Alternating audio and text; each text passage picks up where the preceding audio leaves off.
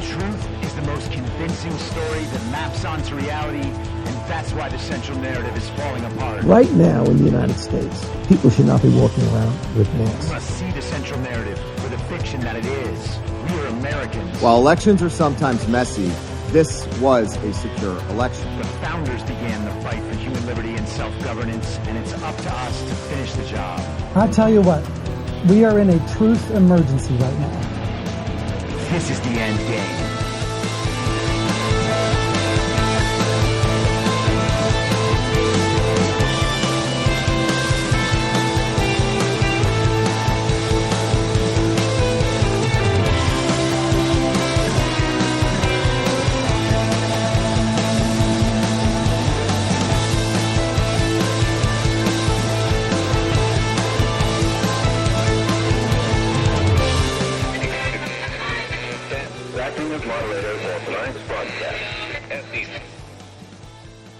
It's Monday, October 14th, 2024, the 1,363rd day of dystopia.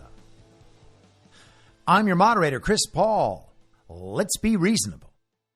A warm welcome and hello to all of you listening through a paid subscription at imyourmoderator.substack.com. You can become a paid subscriber for as little as $50 a year or $5 a month. And in doing so, you will get the ad-free experience. You'll be able to participate in the conversation over on Substack, and you'll be invited to the interactive live stream every Wednesday afternoon. And if you can't, or you simply don't want to, continue listening to the free version on Substack, a wide variety of podcast platforms, and of course, Rumble. All I ask is that you share it with your friends. You can find the links to the podcast, the writing, the social media, and the merch site by visiting linktree.com/I'mYourModerator.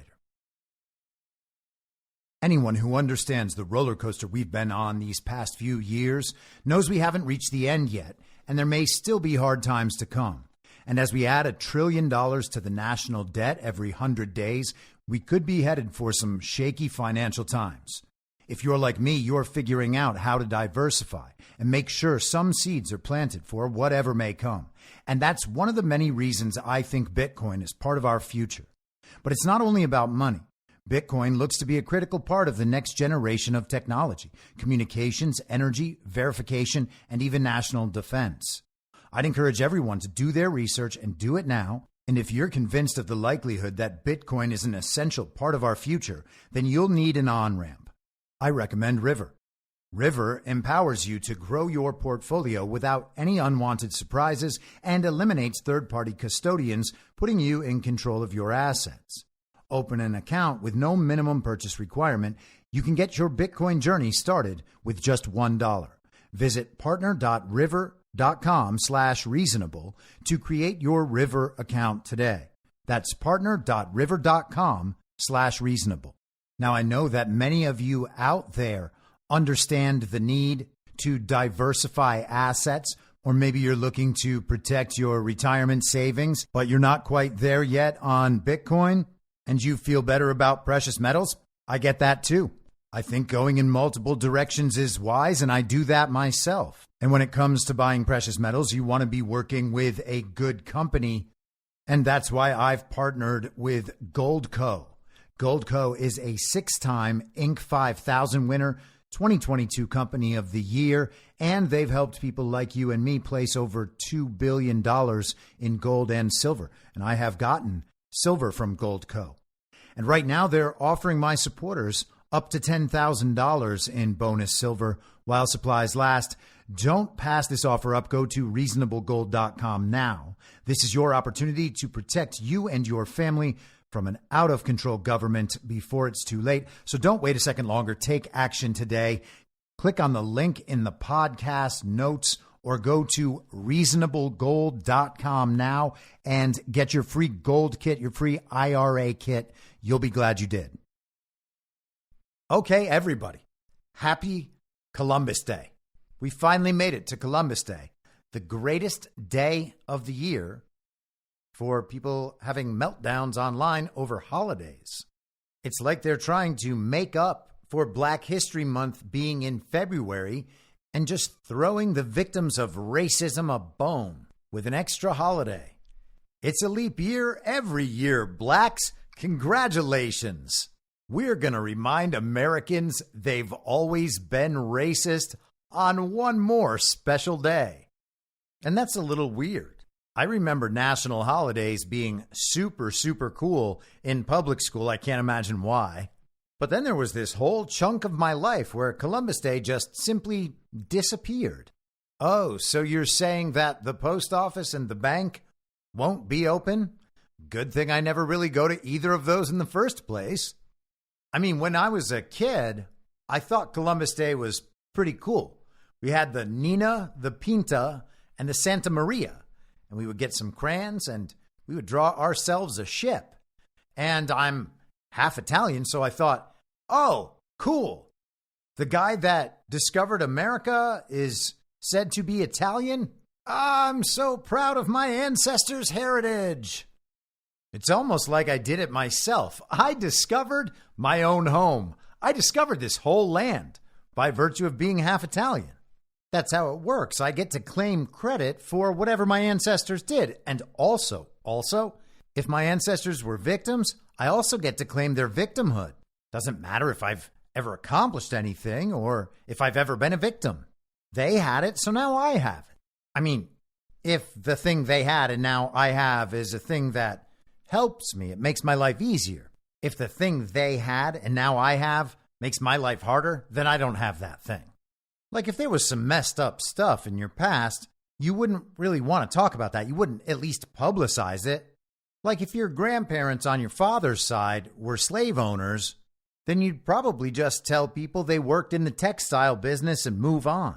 But for instance, if you seemed to vaguely share some superficial physical features with a line of people who were actually oppressed, and you get to claim by the transitory property of oppression that you've been oppressed too, and so you need extra concessions made, that's the sort of history you want to remember. And incredibly, I don't know if you caught this, but Kamala Harris is both of those people. And she acts in both of those ways. And perhaps appropriately, the slave owning was on her father's side of the family. And that's the side from which she claims her blackness. Hey guys, it's 2024. Everything's backwards now. But anyway, my point is, as part of my own heritage, I always had Christopher Columbus to look up to. It was 1492 when Columbus sailed the ocean blue on the Nina, the Pinta, and the Santa Maria.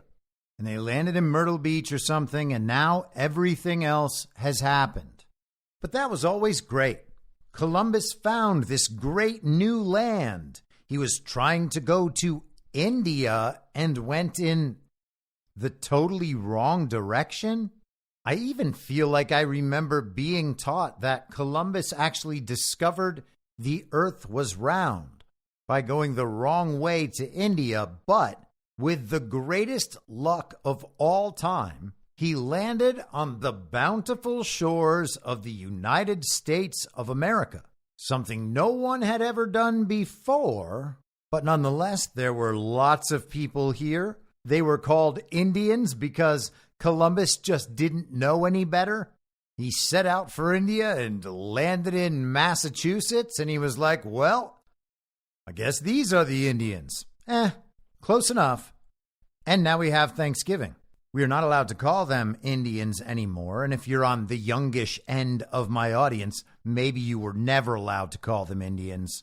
But in my day, we were forced to call them Native Americans, which is itself a term with other meanings. But now they're called indigenous peoples, probably because they decided that the word native was offensive. And to be honest, it could be that they decided American was offensive.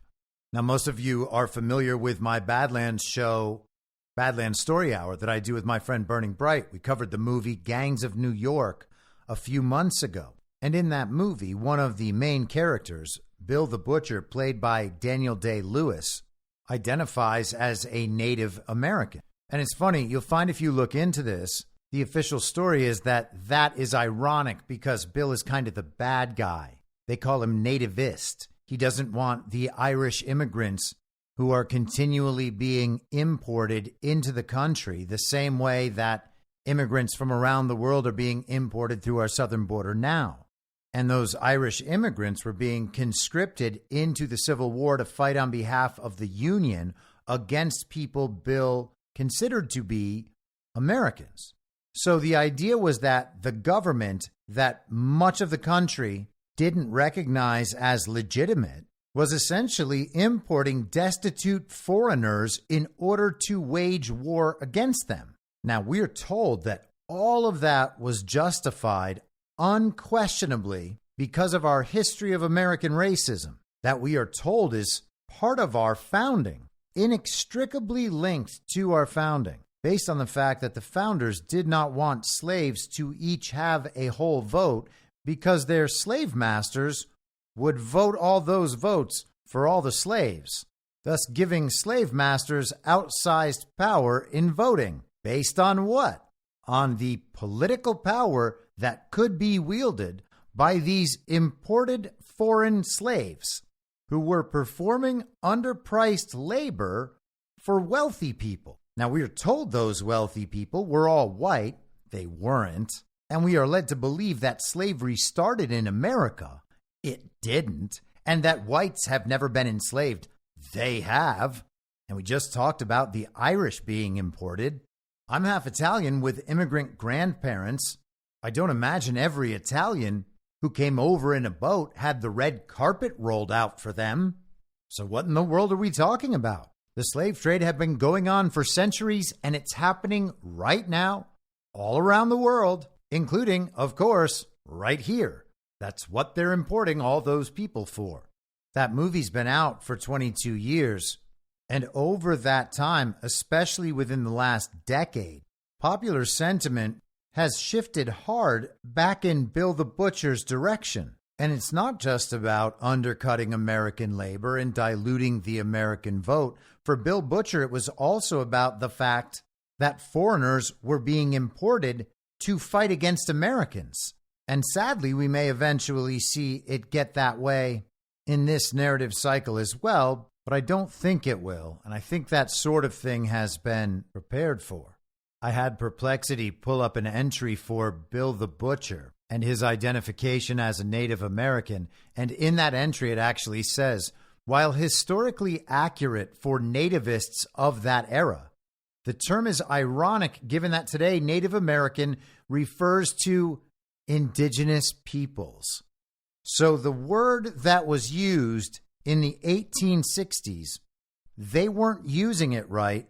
It actually changed when people of my generation stopped calling them Indians and began calling them Native Americans.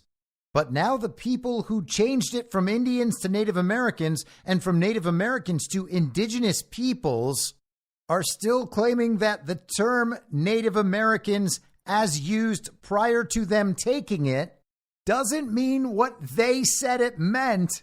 Now it means what communists say it means, even though they can no longer say it. It's like a monopoly board where they acquired both colored people and Native Americans and then put hotels up on them. And immediately they became like Boardwalk and Park Place. No one ever wants to land on those. Ah, damn, 6? I landed on colored people again. I'm going to owe them so much rent. Now, the presentation of all of this within the central narrative is framed to present nativism as somehow akin to white supremacy, and that doesn't really make any sense. Bill the Butcher just didn't want the country being filled with destitute foreign immigrants. He was concerned with Americans prospering, and Americans to him did not just include white people. He believed that to be a true American, you had to have ancestral roots in the country, or that you had to have fought and shed blood for it. And after thinking about some of this stuff for a while, I had to wonder whether a character like Bill the Butcher may have at some point felt some sort of kinship with the people we used to call Indians and then called Native Americans and now just call indigenous peoples. And what a silly word peoples is. I mean, the problem with nativism is the blood and soil of it all, is it not? You're not supposed to tie peoples to the lands. Everyone should be welcome everywhere. We're striving for multiculturalism. We will have a borderless world, a one world, liberal, international, rules-based order, and it will be utopia. The last thing we need are nativists pretending that they don't need to hand their nations over to the global regime. You can't tie the blood to the soil or else you're racist. You can't say, hey, this is our land. This has always been our people's land. And you're not welcome to import people to it so that you can make a profit. That is not acceptable. But this is Merriam-Webster's definition for indigenous: of, relating to, or descended from the earliest known inhabitants of a place, and especially of a place that was colonized. And that sounds almost exactly like the complaint Bill the Butcher has. It also ties the blood directly to the soil and says those people have an inherent right to this land. And you're not allowed to just go importing people from around the world so that you can make a profit. So the people who told us that saying Indian is racist and saying Native American is somehow also offensive, maybe because of its own historical roots, are really telling us that we can't be nativist on our own behalf. We can only be nativist on behalf of the people they say are indigenous. And at that point, it really does start sounding like they're telling us this isn't actually our home. I wonder if maybe that's why they keep changing our history. And here's what I mean. Here is the fake vice president who is now just pretending to be fake president. The fake vice president is a fake president. She's not just the first maybe black lady to do that. She's the first anybody to do that. But let's hear what she thinks about Columbus Day. It is an honor, of course, to be with you this week as we celebrate Indigenous Peoples Day, as we speak truth about our nation's history. Since 1934, every October, the United States has recognized the voyage of the European explorers who first landed on the shores of the Americas. But that is not the whole story. That has never been the whole story. Those explorers ushered in a wave of devastation for tribal nations, perpetrating violence, stealing land, and spreading disease. We must not shy away from this shameful past, and we must shed light on it and do everything we can to address the impact of the past on Native communities today. Yeah, see? It's your fault. You're responsible. That awful past she just described is now a yoke around your neck. You were the oppressor, or your ancestors were. And if those weren't your ancestors, well, you still are in a long line of people like that. And how are they so sure that you're like that? Well, because you don't say the right things about the things they ask you to say the right things about. Do you call it Indigenous Peoples Day, thereby admitting their blood and soil rights to this land and not your own? If you're not willing to admit that, then you're one of the bad people. Do you understand that our country was racist at its very foundation and will always be racist until you give over all of your money and power and social status to the regime? If you accept that, we won't say that you're one of the bad ones anymore. If you don't accept that, well, then your ancestors raped and murdered the Native Americans, indigenous peoples. Now, if your ancestors were in America 530 years ago, then I feel like at this point you would have to be considered an indigenous peoples. Your ancestral lines have earned it. And if you're an indigenous peoples who was around since back then, you're part of the group Kamala just described as being raped and murdered and infected and exploited. So that means you get a free medium drip coffee at Starbucks once a year. And orange-haired they-them will hand it to you. Just tolerate that for a little while longer, and don't worry, they will be replaced by a machine. Now, she said all that in a way that only Kamala Harris can. It's almost bewildering in its doublespeak. You can hear her sounds. You know that it sounds dumb, no matter what she's saying.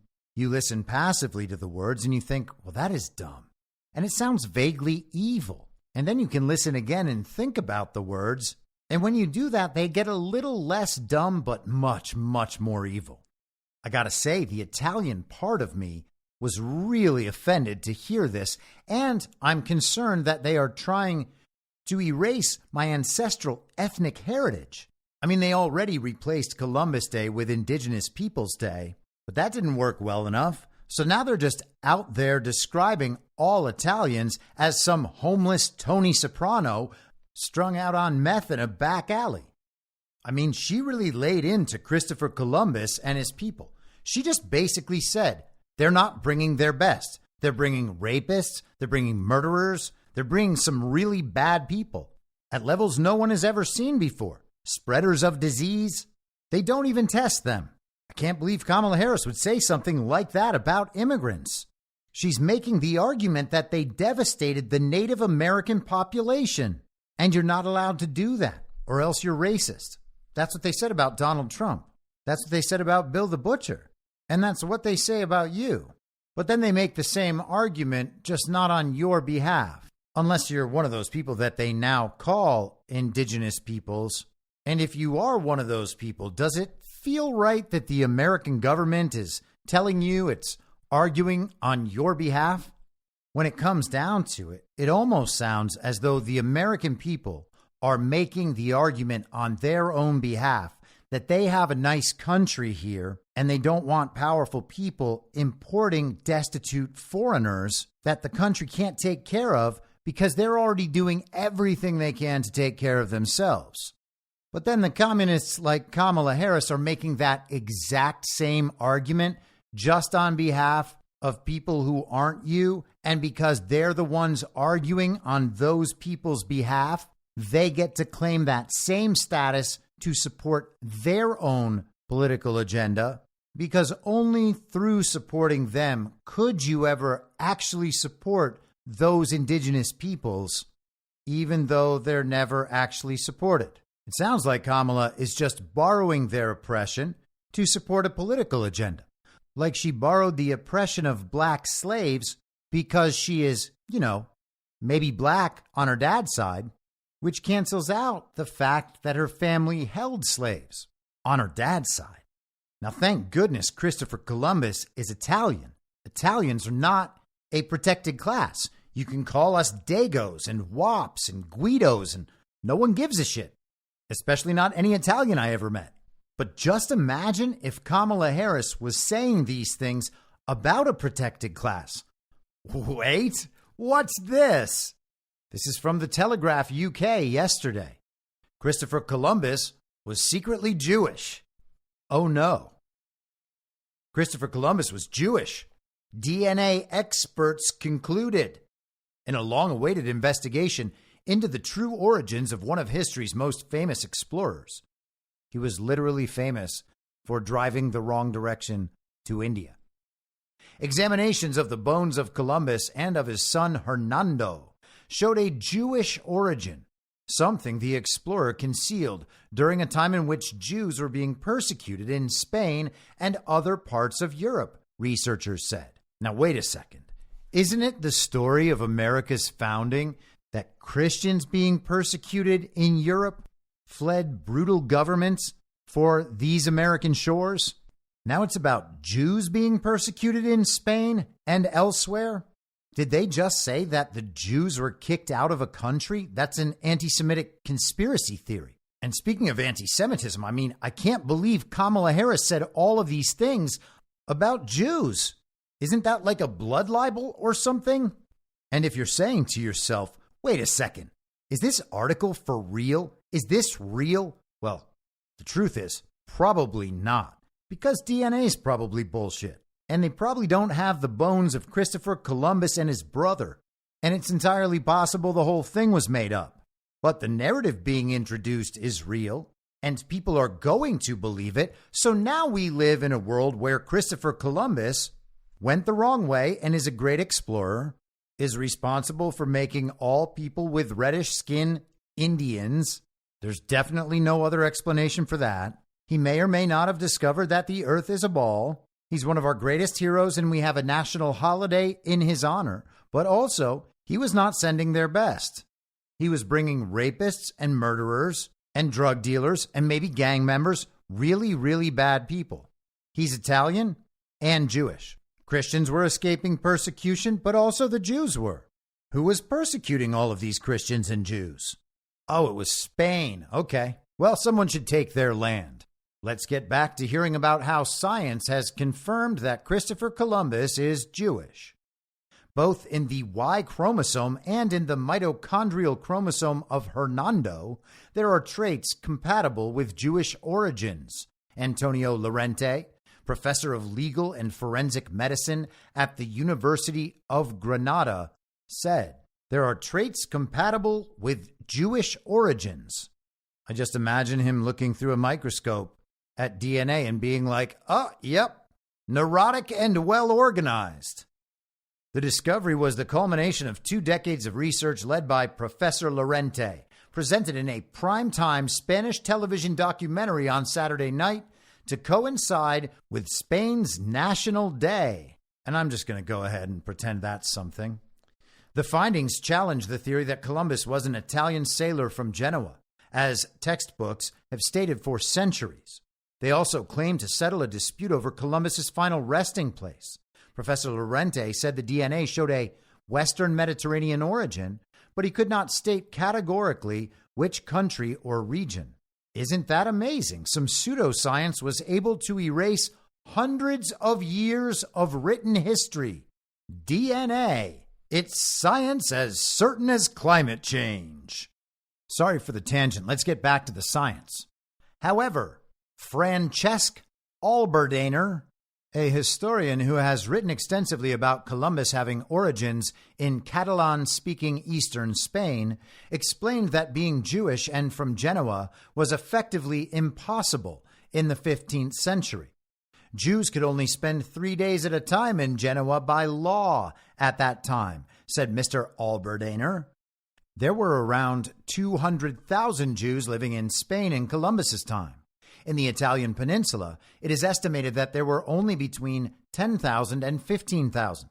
There was a much larger Jewish population in Sicily of around 40,000, but we should remember that Sicily in Columbus's time belonged to the Crown of Aragon. Mr. Alberdainer said his research has shown that Columbus was from a family of Jewish silk spinners from the Valencia region. I looked up this historian Alberdainer, by the way. He is apparently a Christopher Columbus expert who challenges the established historical narratives about Christopher Columbus based on newly discovered documentary evidence. And fine, so be it. We've been lied to about virtually all of history. We should assume that we were lied to about all history in aspects small and large. So we have DNA on the one hand and the research of the historian. The DNA backs up the research of this historian. The stories weren't enough, so we needed the hard science. Now we have the hard science. Christopher Columbus is Jewish. In the same year of 1492, that Columbus landed on Guanahani in the Bahamas, and not apparently Myrtle Beach, Spain's Catholic monarchs, Queen Isabella of Castile and King Ferdinand II of Aragon, ordered the expulsion of all Jews who did not agree to convert to Christianity. Christopher Columbus had to pretend all his life that he was a Roman Catholic Christian. If he had made one mistake, this man would have ended up on the pyre, said Mr. Alberdainer, and I guess he must know that for certain. I guess I just find it at least somewhat strange that a man capable of sailing across the entire earth would feel that pinned down in the face of this oppression by Christians. If they were going to stick me on the pyre, I would get on the boat, but that's just me. But apparently, Christopher Columbus, a Jewish man, went a different direction, and this historian just accused him of lying about his most deeply held beliefs throughout his entire life. Now, I could have great sympathy for that, except the thing is, lying about your most deeply held beliefs throughout your entire life is kind of how things get so evil. But let's get back to the science. The DNA research shows that Columbus lied about his family. Diego Columbus was the explorer's second cousin and not his brother, as he told the Spanish court. A key part of the puzzle was to establish that the remains said to be those of Columbus kept in a tomb in Seville Cathedral were really those of the explorer, in the face of a long-standing claim by the Dominican Republic to be the resting place of Columbus. So they've been wrong this whole time about which of Columbus's bones are Columbus's, but now for sure they have the right bones, and the DNA evidence backs up that he comes from a long line of Valencian silk spinners. Professor Llorente's team established without doubt that the Seville bones were those of Columbus thanks to a close match with the DNA found in the remains of his son, Hernando, kept in the same cathedral. Man, thank goodness we have that DNA. I mean, sure, it proves that that conqueror who brought over all those rapists and murderers and spreaders of disease was a lying Jew, according to this article. Not according to me, but at least he discovered America. And not too long after that, that Jew who lied for his whole life set himself up a nation that eventually had a booming slave trade. I mean, which way do you want it, Kamala? Do you choose your oppressor side or your oppressed side? Do you claim your ancestry or do you disavow? I'm starting to think that maybe there's something not totally intellectually coherent about collectivism. Back to the science or the history, doesn't matter. They're basically the same now. You just make them up as you go. One of the two can basically fill any narrative need you have. Speaking on the documentary, DNA Columbus, His True Origin, Professor Llorente agreed that Columbus was almost certainly not from mainland Italy and said that there was no solid evidence that he had come from France. What do we have left? The Spanish Mediterranean arc, the Balearic Islands, and Sicily. But Sicily would also be strange because if so, Christopher Columbus would have written with some Italian or Sicilian features. So it is most likely that his origin is in the Spanish Mediterranean arc or in the Balearic Islands, the scientist said. Assumptions on literary analysis being presented as substantiating DNA evidence. That's history and science, my friends. So a day after history and science both tell us that Christopher Columbus was Jewish, the fake vice president, who all the same people tell us is the real vice president, tells us that it was the Jews who actually started committing all of these atrocities. They were the conquerors who brought over the rapists and the murderers and the spreaders of disease. It was because of their supremacy that the slave trade in America was established. And because of that repugnant history that is apparently now the Jews' fault, I didn't say it. The history and the science said it. Kamala Harris said it. But because of all that, now those same people are protecting those Indians or Native Americans by calling them indigenous peoples. And that's what's most important about today, is that you realize that the global communists are protecting indigenous peoples. They're being nativists on their behalf. And because they're willing to call out these historical wrongs that they caused, they also get to be nativist for themselves. Except for them, they're native to the entire world as global citizens, so they get to claim it all. We don't actually get to claim any of it. The globalists just need to take it all over so that they can give little pieces back to the indigenous. I just never expected they were going to blame all of it on the Jews. You really have to wonder which demographics the uniparty left will be able to hold on to. And I know you're thinking it's those orange-haired they-thems, but nope. Not once their jobs are replaced by an iPad. Now, the front page of any news website you could possibly visit, for I'd say the last 2.5 months, I'm sure it'll be this way through the duration of the election event, has had a story, a headline, somewhere that talks about how this is a close race. They need to make it plain right there. They know you're not going to read most of the articles, but they have to blast you with the headline. This is a close race. This is a close race. Everywhere you look, it's a close race.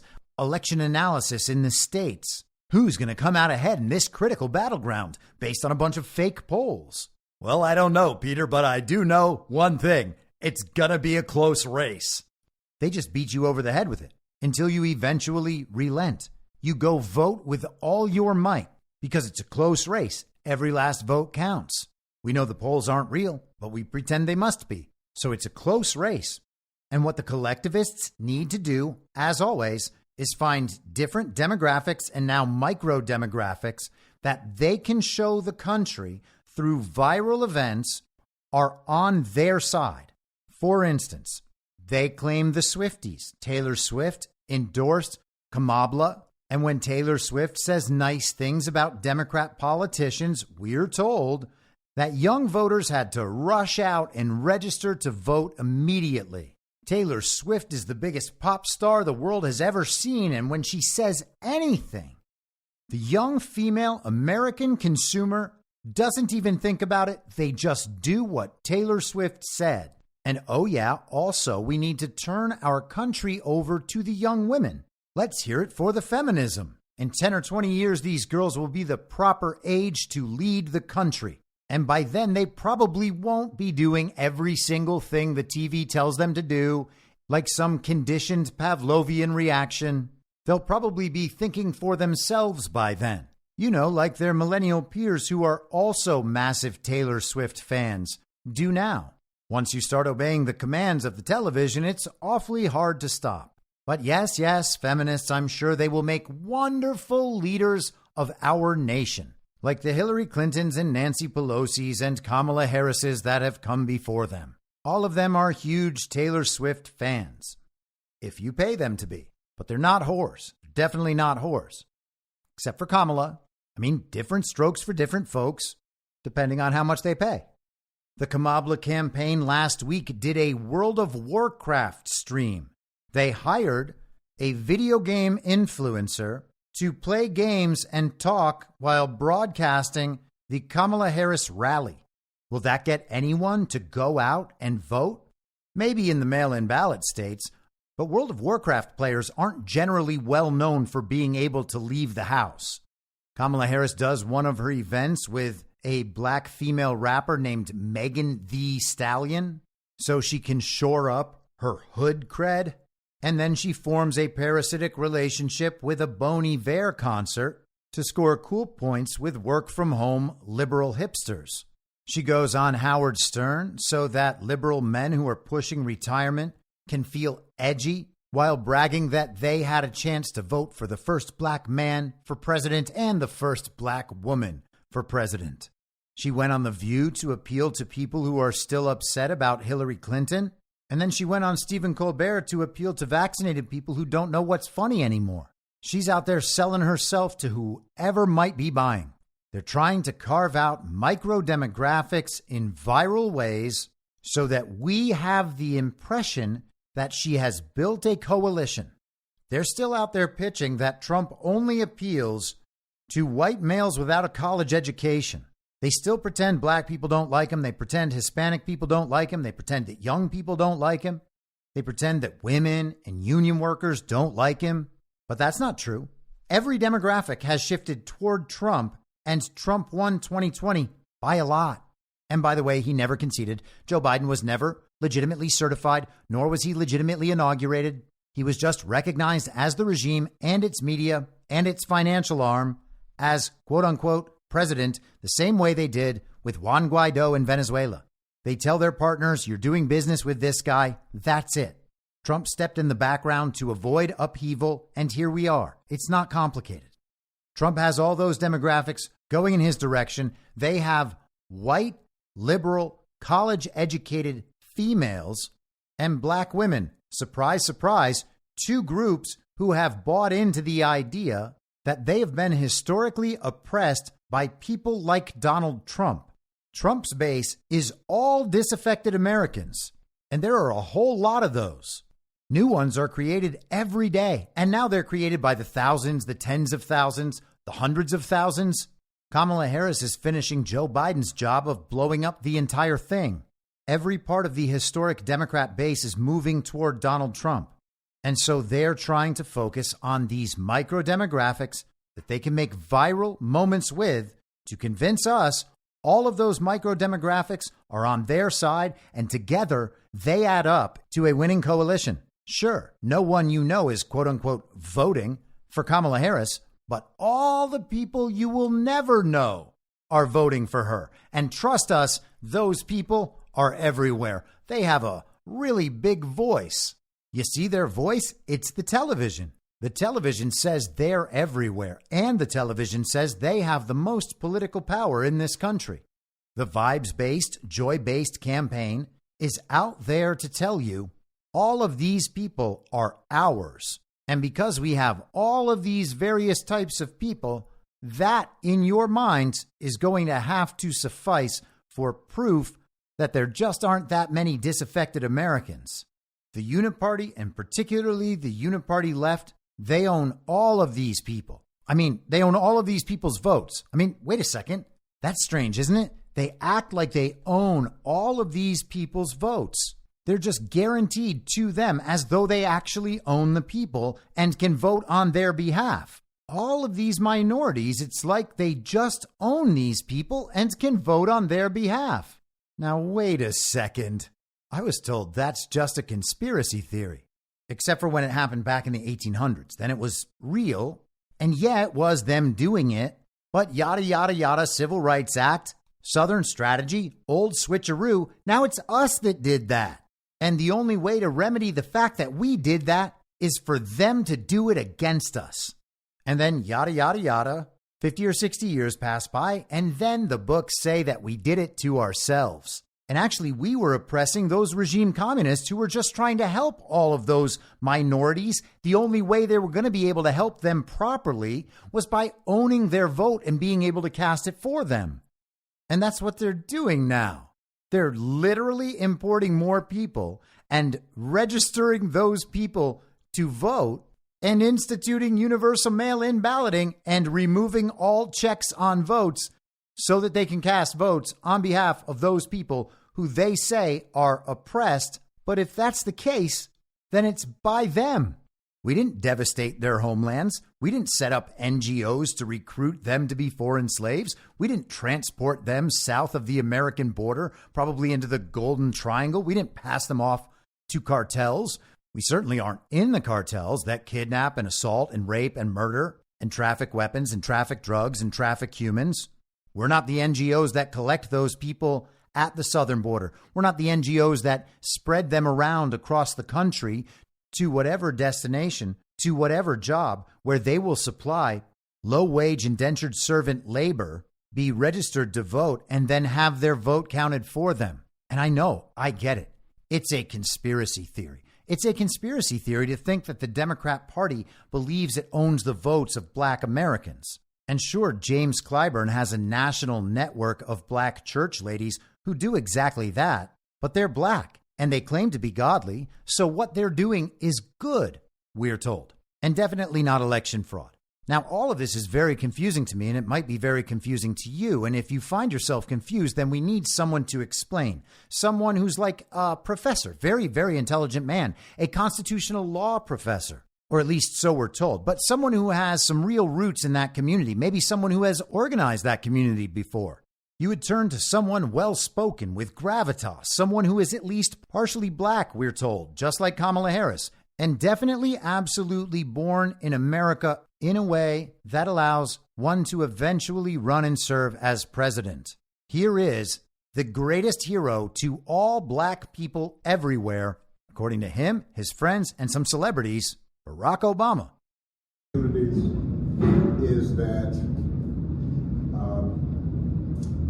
we have not yet seen the same kinds of energy and turnout in all quarters of our neighborhoods and communities as we saw when I was running.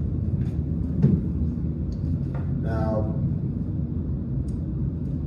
I also want to say that that seems to be more pronounced with the brothers. So the brothers are letting down the entire Democrat Party, and in doing so, letting down the entire country. The Black women have gotten in line. They're doing the thing they're supposed to do. They know Kamala owns their votes, not only because she's a Democrat, but because she's a woman and because she's Black, or at least she might be. She seems to be Indian, and that's an oppressed minority, or at least it used to be. But wait, she's not even the Indian from here. She's the Indian from over there, the original India that Christopher Columbus couldn't find despite being an amazing explorer.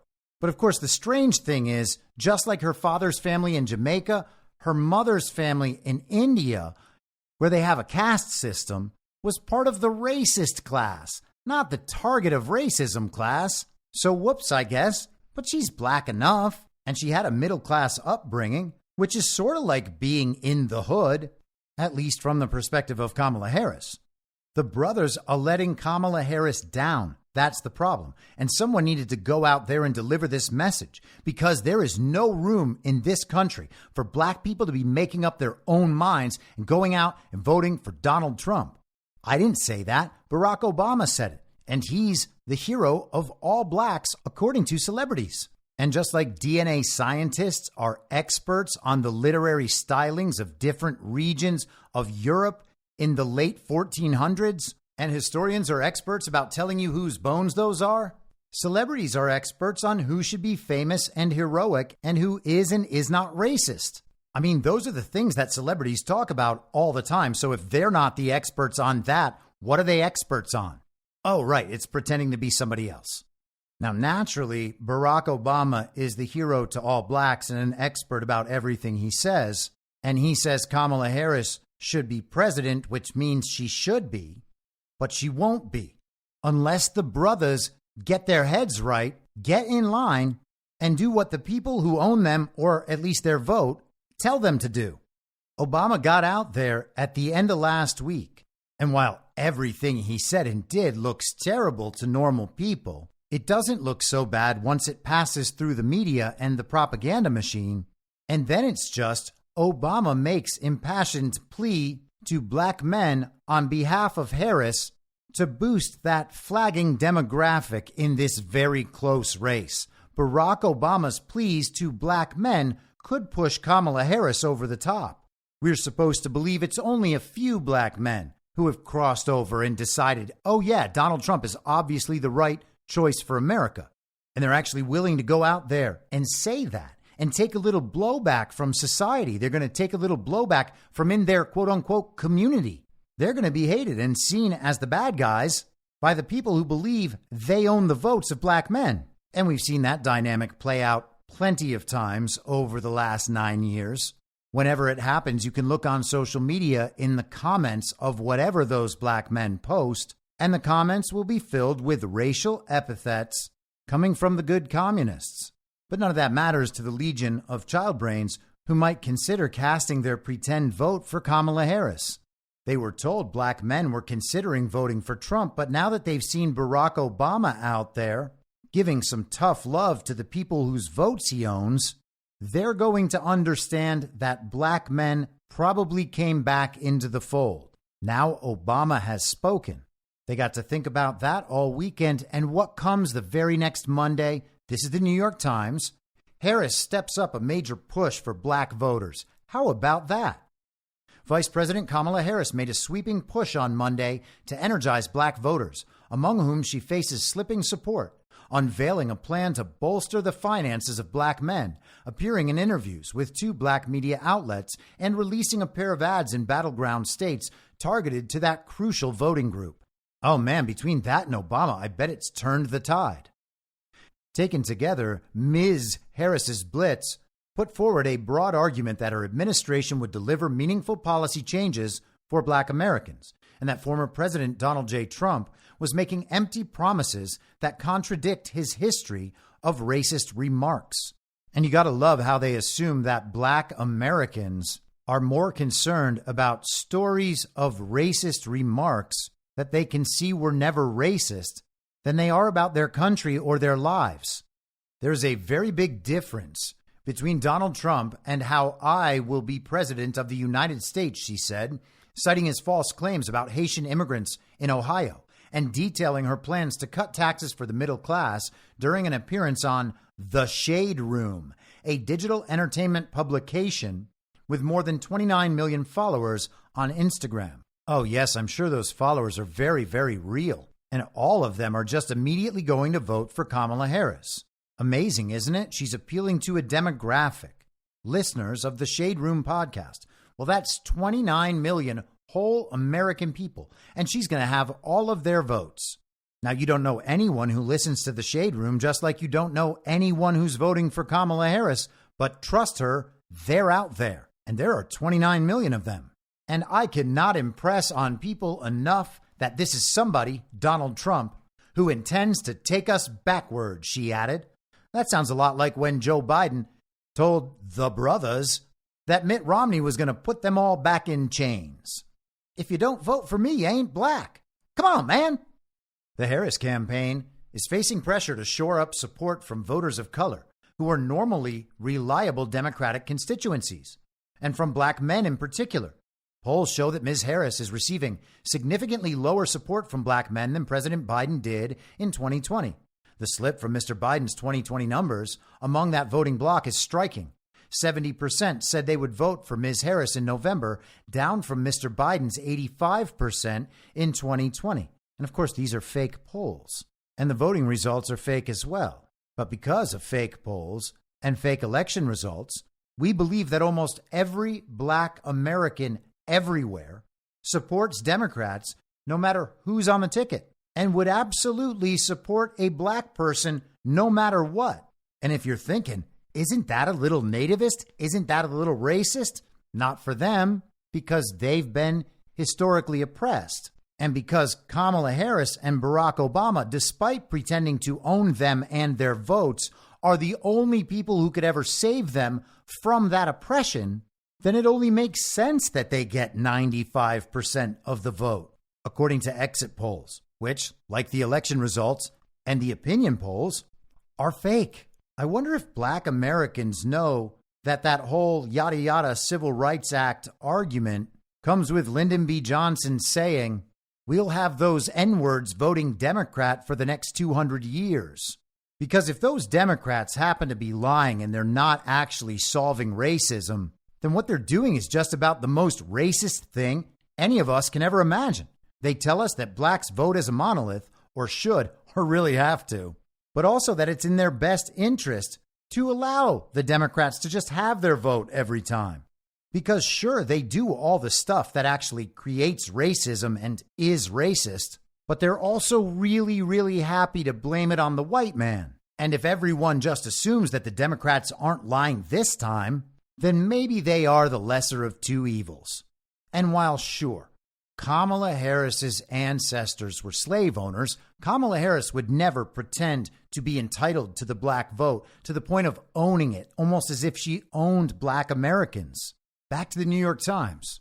In her interview with Justin Carter of the Shade Room, Ms. Harris acknowledged the challenge, saying, black men are no different from anybody else. They expect that you have to earn their vote. Now, wait a second. I thought the whole point was that they are different than other people based on them being black. If they're no different than anyone else, why are you treating them in a particular way that suggests they are? And if they're not different than anyone else, and you think that you own their votes, does that mean you think you own our votes too? That you're entitled to our support? That you're willing to just harass and psychologically abuse us until we go along with the program, and if we don't, we'll just be punished and you'll take our vote anyway? Man, thank goodness all this is a conspiracy theory. The most substantive piece of the Monday rollout was the economic plan targeted to those male voters. The plan, called the Opportunity Agenda for Black Men, expands upon Ms. Harris's Opportunity Economy pitch, building upon efforts to address the unique barriers that the demographic faces in starting businesses and building wealth. Wow, that sounds absolutely 100% exactly like Tim Scott and Donald Trump's Opportunity Zones. Ms. Harris's plan calls for providing 1 million loans that would forgive up to $20,000 for black entrepreneurs and people of other races to start a business in an effort to close the capital gap that black people often face. Well, that's certainly very cool. I wonder what kind of businesses will be able to be started under this program. I can't imagine that they're just going to open this up to all kinds of businesses or all kinds of black people. They're going to have to pursue, quote unquote, equality, even if it means unequal treatment based on political ideas. The plan calls for expanding access to affordable banking options that will allow black men and others to tap into more capital that they often cannot access because of high fees and other barriers. Oh, cool. So they're going to make money relatively more expensive for white people. Whatever it takes to achieve equality. The plan also promises to devise a regulatory framework for protecting cryptocurrency assets, which more than 20% of black Americans own or have owned. It's weird because Donald Trump really is doing all of these things, just not in this deranged commie way. Trump's building out a parallel system while Kamala is reinforcing the old system for whoever's willing to continue living under it. Ms. Harris's proposals also seek to create more mentorship and apprenticeship opportunities and call for new investments to help more black men become teachers. That's what we need. More public employees to indoctrinate children into the state's ideology, and more members of public sector unions. The plan will begin a health initiative focused on the diseases that disproportionately affect black people, such as sickle cell, diabetes, and prostate cancer, by expanding preventive screening programs. You know how that is, genetic diseases. The food in the pharma didn't poison you, your parents did. Under the plan, Ms. Harris also pledges to legalize marijuana nationally and to ensure that black men who were once disproportionately jailed for using and distributing marijuana can benefit from its business potential.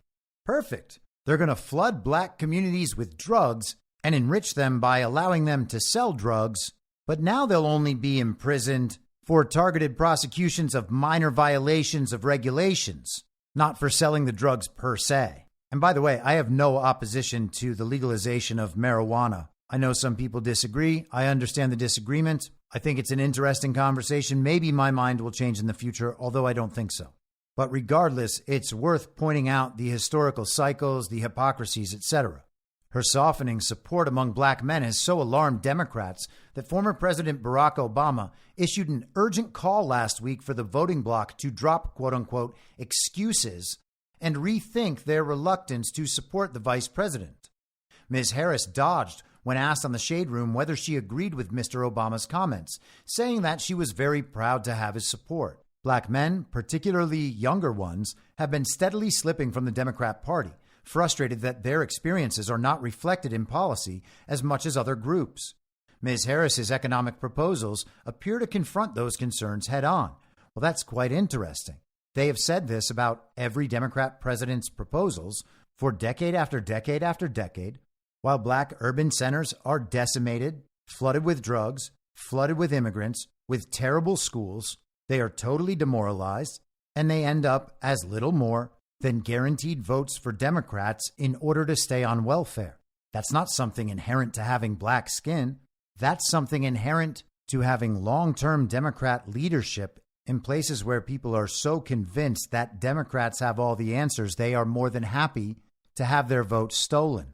And by the way, the same is true for the uniparty right in a lot of deep red Republican areas. This is why the uniparty is so powerful. This is why the controlled opposition dynamic works so well. Let's skip down toward the end of the article. Still, Mr. Trump has been able to make inroads with black Americans by pitching himself as stronger on the economy. Mr. Trump and his allies have made the push for black men by marketing gold sneakers to them, campaigning with rappers, and claiming without evidence that those who cross the border are taking what he calls, quote unquote, black jobs. And it's racist, by the way, to say black jobs. It's not racist to say black lives. These people are insane. Mr. Trump's surrogates have held listening sessions in a cigar bar in Philadelphia while contending that the Democrat Party has abandoned black voters. In another interview released on Monday, the pundit Roland Martin asked Ms. Harris what she made of Mr. Trump's focus on Atlanta, Milwaukee, and Philadelphia for his false claims about voter fraud in 2020, and of his comments that our whole country will end up being like Detroit if she's your president. She did not use the word racist in her response, but suggested that race was implicitly a factor in his choosing to talk about those cities which have large black populations. If you just look at where the stars are in the sky, don't look at them as just random things, Ms. Harris said. Look at the constellation. What does it show you? And I believe right there she literally just said, connect the dots. If that was me saying that, I would be a conspiracy theorist, and they would say that I was making baseless claims, with no evidence. I want to just give you the full flavor of Kamala's comments right there.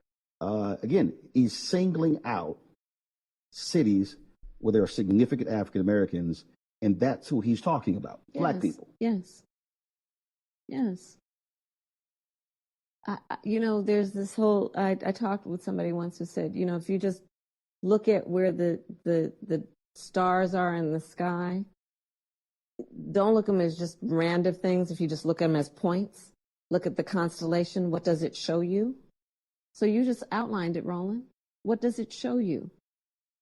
That the cities that he picks on in terms of Black population or Black mayor are both. Come on. I mean, she's just asking questions. Sure, she's saying Donald Trump is racist for asserting that there is election fraud in those 3 cities famous for election fraud, and ignoring other cities that are famous for election fraud, like Phoenix and Las Vegas, because they're not all that famous for Black people. But Donald Trump is still racist just based on these random dots that we're connecting. Like, yeah, I get that those 5 dots look like a dipper, but those other dots don't look like a Capricorn. Donald Trump says that cities known for their election rigging are the centers of election rigging.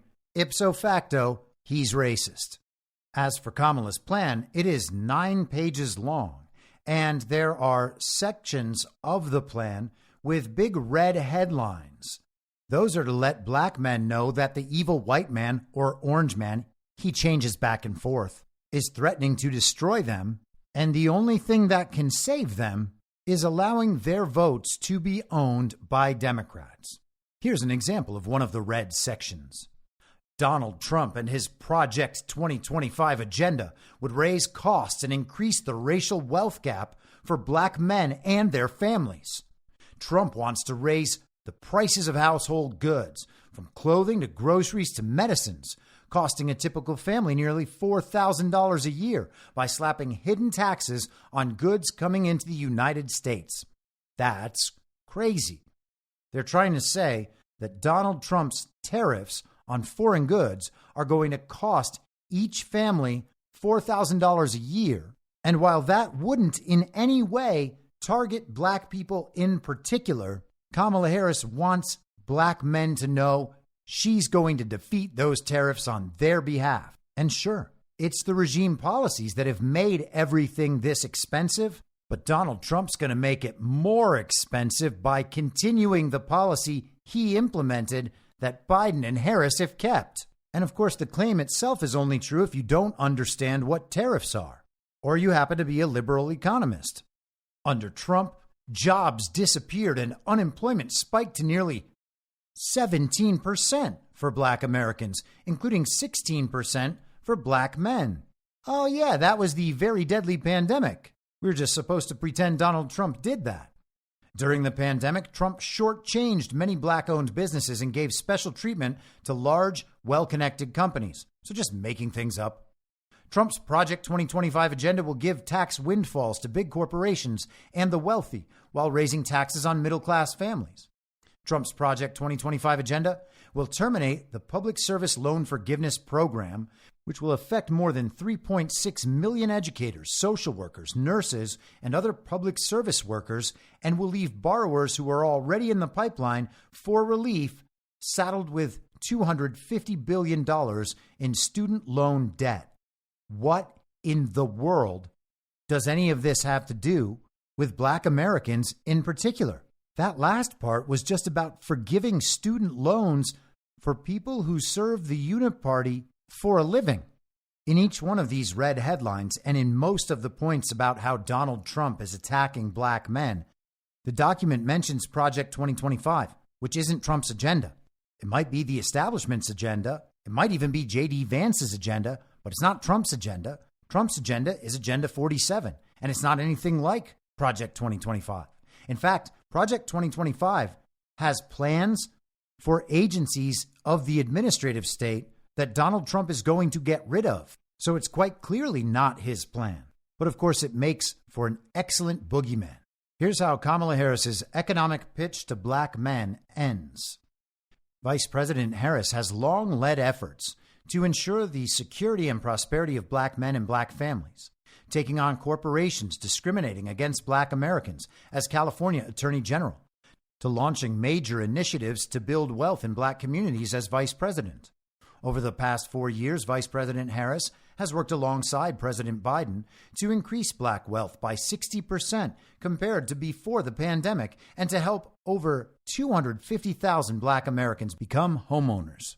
As vice president and as a senator, she secured tens of billions of dollars for community development financial institutions across the country and launched the Economic Opportunity Coalition, a novel public-private initiative where private sector entities are driving tens of billions of dollars into underserved communities. And that's just what we need: more collusion between the government and private corporations. It's amazing that she gets credit for that project as a vice president and as a senator. She has also been fighting for justice reform for decades. As San Francisco District Attorney, she implemented a nationally recognized model to reduce recidivism rates from 50% to under 10%. Ah, statistics, wonderful statistics.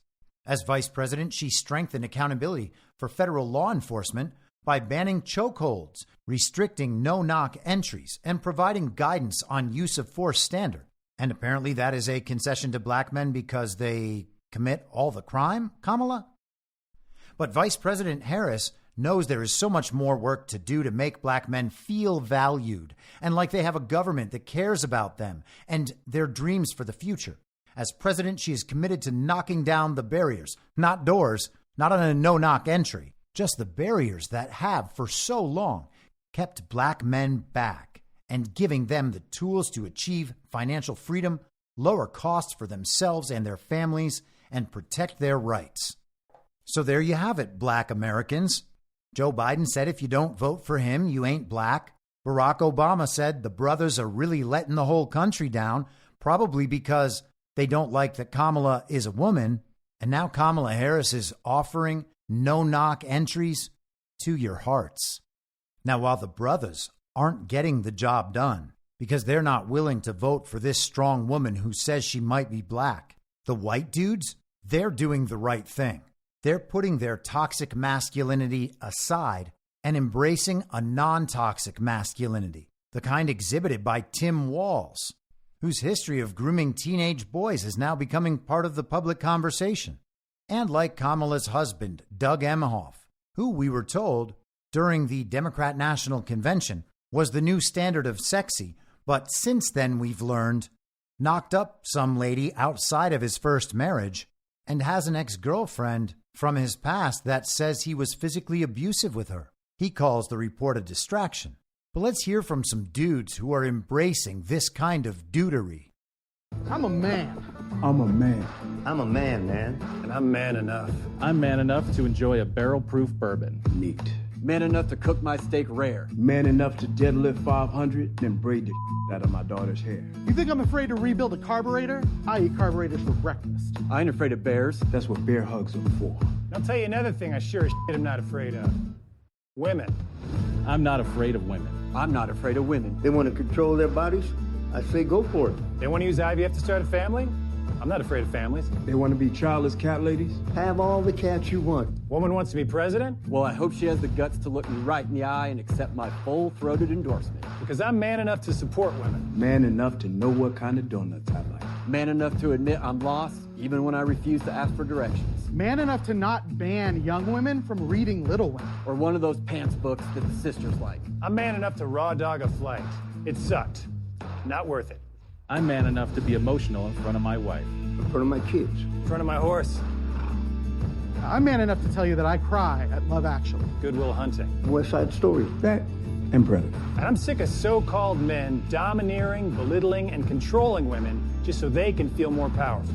That's not how my mama raised me. I love women. I love women who support their families. Women who decide not to have families. Women who take charge. And I'm man enough to help them win.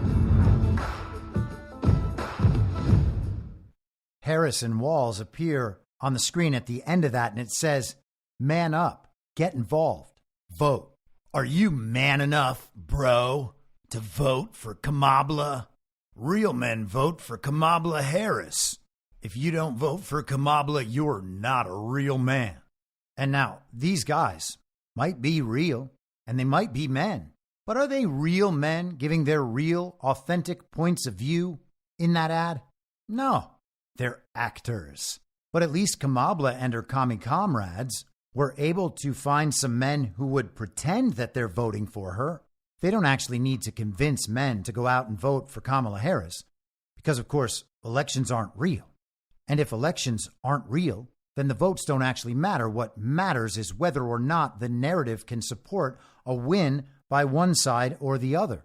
People always get very upset when I say that, but the truth is that if elections were real, they would still only be a battle of narratives because the election result would reflect whoever won that battle of narratives.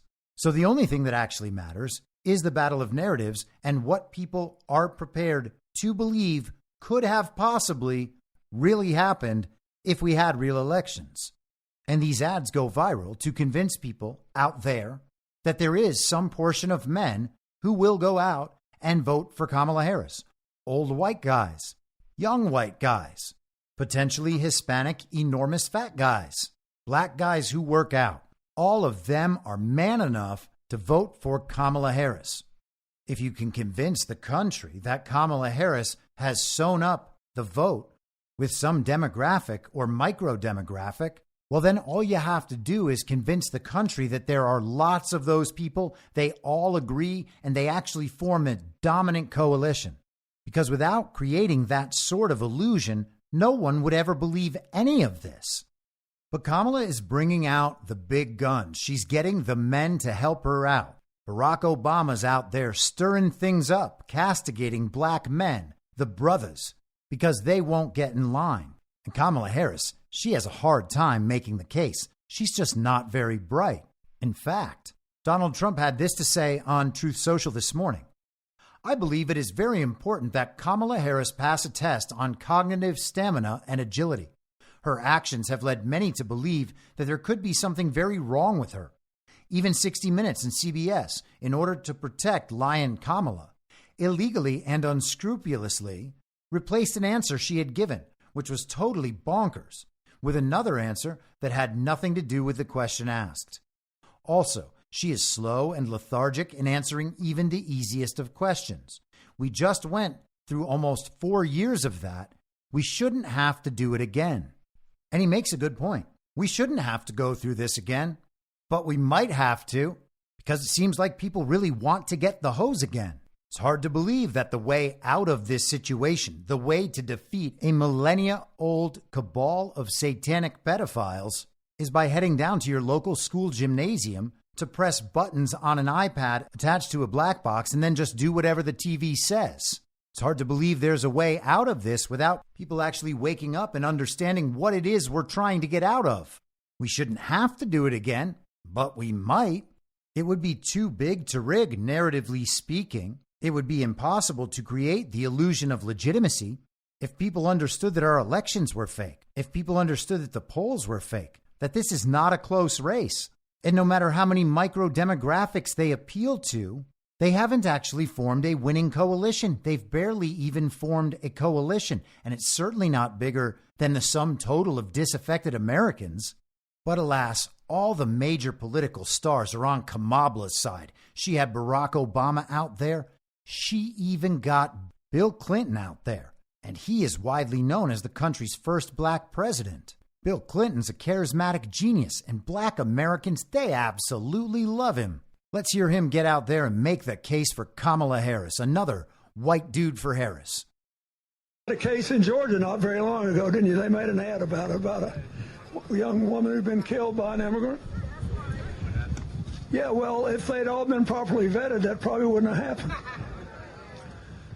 But if they're all properly vetted, and that doesn't happen, and America is not having enough babies to keep our populations up, so we need immigrants that have been vetted to do work, there wouldn't be a problem. And he couldn't keep people all torn up and upset. And there you have it. Bill Clinton is now so old and detached from reality that he thinks it's the 90s again and thinks it's acceptable to say that we should vet the people coming into this country because they might be bringing rapists, and murderers. They're not sending their best, that's the point. Now, it's racist when Trump says it, but when Clinton says it on behalf of Kamala and her campaign represents it on behalf of indigenous peoples, well, then it's okay to be nativist. It's just not okay when we do it, because ultimately it's really not about the ideology. It's about who we are and the fact that they're running a hate movement. They call it social justice, but they love to invert things. So happy Columbus Day, everybody. Let's get out there and celebrate this Jewish holiday. I'll be back tomorrow at the same reasonable time on the same reasonable podcast network. I don't have a network. Masks and lockdowns don't work. They lied to you about a pandemic. And Joe Biden will never be president. In my mind, that's the end game. If you're listening for free and would like to support the show, the best way to do that is by signing up for a paid subscription at imyourmoderator.substack.com. You can find the info stream over on Telegram at t.me/veryreasonable. The merch site is cancelcouture.com. And for all my other links, you can visit linktree.com/imyourmoderator. And I'll see you soon. Down on the range.